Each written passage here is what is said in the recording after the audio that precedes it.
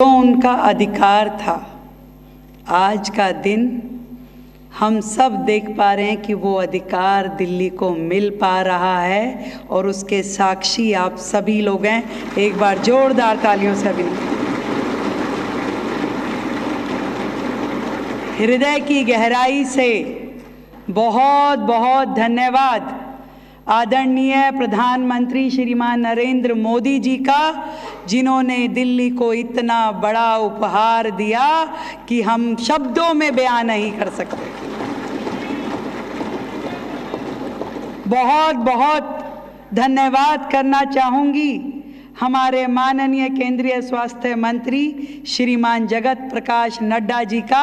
एक बार जोरदार तालियों से आप अभिनंदन करें।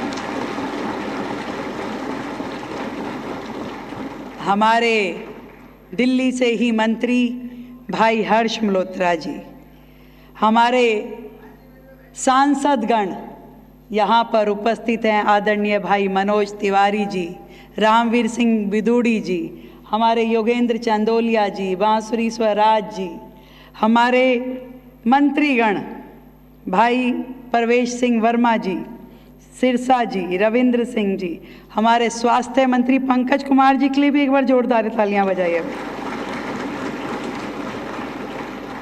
और उपस्थित सभी अधिकारीगण, जिन्होंने इतने कम समय में मात्र 50 दिन की सरकार में इस योजना को क्रियान्वित करके आज कार्ड उपलब्ध करा दिए, जनता में कार्ड वितरित हो गए। एक बार सभी अधिकारियों के लिए भी जोरदार तालियां मैं चाहती हूं। ऐतिहासिक दिन है, दिल्ली के इतिहास में नया अध्याय लिखा जा रहा है। आज हमारी सरकार भारत सरकार के साथ मिलकर के प्रधानमंत्री Ayushman Bharat health infrastructure mission को लागू करने का समझौता, जो ज्ञापन यहाँ पर हमने साइन किया, वो एक अगला स्टेप, एक अगला कदम था दिल्ली को एक ऐसा स्वास्थ्य योजना देना जिसमें दिल्ली के निवासियों के लिए स्वास्थ्य के सारी दिशाएं खुल जाएं और बेहतर स्वास्थ्य सुविधाएं उन्हें मिल पाएंगी।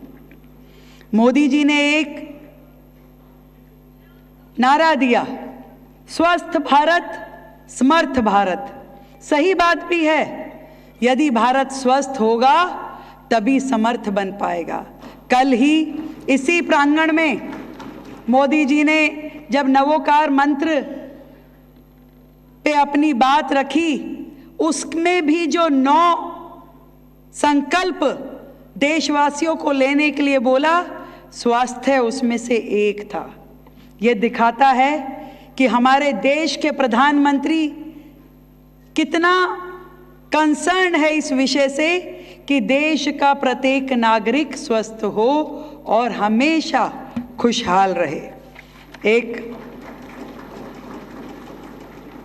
कहा गया है, आरोग्यम परम भाग्यम स्वार्थे स्वार्थ साधनम, यानी निरोगी होना परम सौभाग्य की बात है और स्वस्थ शरीर में ही अन्य सभी कार्य भी सिद्ध करने की क्षमता होती है।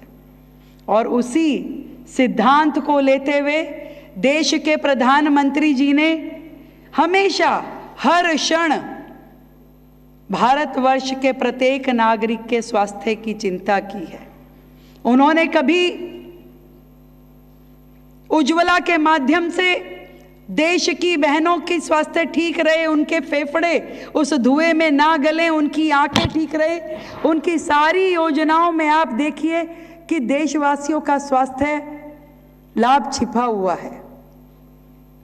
पोषण के बात उन्होंने कही, योगा की बात उन्होंने कही, मेडिटेशन की बात उन्होंने कही, और हर योजना स्वास्थ्य से जोड़ करके उन्होंने पूरे देश की जनता के लिए एक नया रास्ता बनाया। स्वस्थ भारत समर्थ भारत। देश के प्रधानमंत्री ने दिल्ली को भी ये योजनाएं पूरे देश के साथ हमेशा ऑफर करी।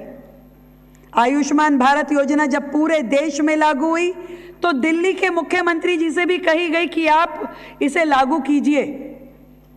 जब हमारी पीएम अभीम योजना 2021 में पूरे देश में लागू की गई, तब दिल्ली को भी कहा गया कि आप इसको दिल्ली में ले लीजिए। दुर्भाग्य ये दिल्ली का रहा। जो खता हमसे उस समय हुई थी, जहां लम्हों ने खता की थी एक बटन दबाने की और सदियों ने सजा पाई, 10 साल तक दिल्ली स्वास्थ्य से महरूम रही। अभी हर्ष मल्होत्रा जी बता रहे थे कैसे कोविड के समय में हजारों मौतें दिल्ली में हुई, शमशान घाटों पे लाइन लगी हुई थी। क्रिमिनेशन के लिए समय नहीं था, स्थान नहीं था, वो समय दिल्ली ने देखा। ऑक्सीजन फेलियर के कारण कैसे सैकड़ों मौतें एक ही दिन में हो गई थी, हम में से भी कईयों के रिश्तेदार थे, वो समय दिल्ली ने देखा।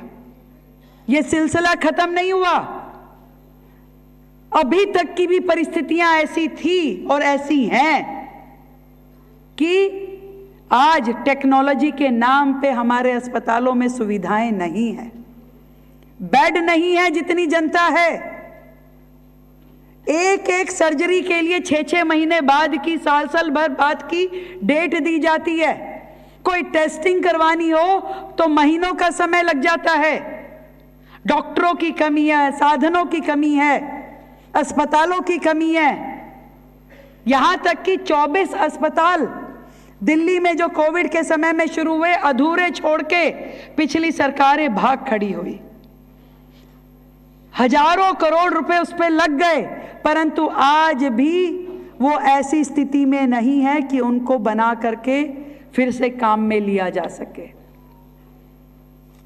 ये बात तब भी संभाल लेते मोदी जी, यदि इस सरकार जो कि उस समय की थी वो एक हाथ तो आगे बढ़ाते, कहीं उंगली रखने की जगह तो देते। मैं तो ये कहना चाहूंगी उन सरकारों के बारे में कि तुम कहीं से भी फिसलते तो संभाल लेते तुम्हें मोदी जी। तुम कहीं से भी फिसलते